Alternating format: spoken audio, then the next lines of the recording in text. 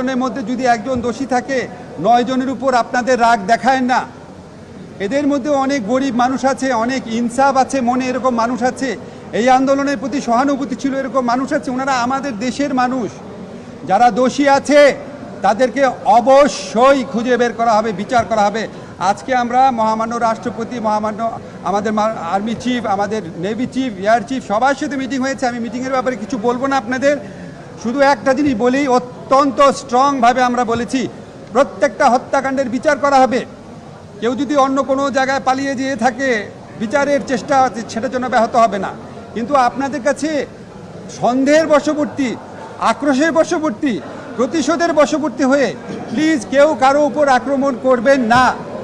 এটা আমাদের দেশ, আমাদের দেশের আমরা এই বৃদ্ধ প্রজন্ম আমাদের নতুন প্রজন্মের জন্য একটা ভালো দেশ রেখে যেতে পারি নাই।